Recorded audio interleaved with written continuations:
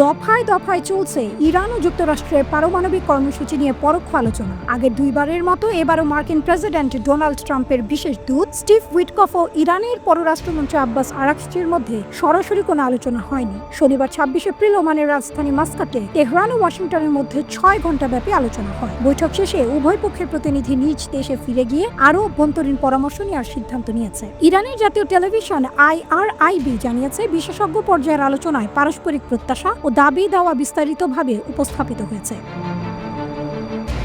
তেহরানের রাষ্ট্রীয় টেলিভিশনে ইরানের পররাষ্ট্রমন্ত্রী আব্বাস আরাকচি বলেন, আলোচনা গঠনমূলক হলেও বড় ধরনের মতপার্থক্য এখনো রয়ে গেছে। তিনি জানান, এবারের আলোচনায় বিশেষজ্ঞদের উপস্থিতি কার্যকর ছিল। লিখিতভাবে একাধিকবার মতবিনিময় হয়েছে। তিনি বলেন, পরের বৈঠকে আন্তর্জাতিক পারমাণবিক শক্তি সংস্থা যুক্ত হতে পারেন। তবে তিনি স্পষ্ট করে দেন, এই আলোচনায় শুধুমাত্র পারমাণবিক কর্মসূচি ও নিষেধাজ্ঞা প্রত্যাহার ইস্যু নিয়ে আলোচনা হচ্ছে। মিসাইল বা প্রতিরক্ষা বিষয়াদি আলোচনার এজেন্ডা নয়। যুক্তরাষ্ট্রের পক্ষ থেকে আলোচনা নিয়ে ইতিবাচক সুর শোনা গেছে। ট্রাম্প প্রশাসনের একজন শীর্ষ কর্মকর্তা আলোচনাকে গঠনমূলক বলে বর্ণনা করেছেন। তারা জানিয়েছেন, খুব শিগগিরই ইউরোপে ফের বৈঠক হবে।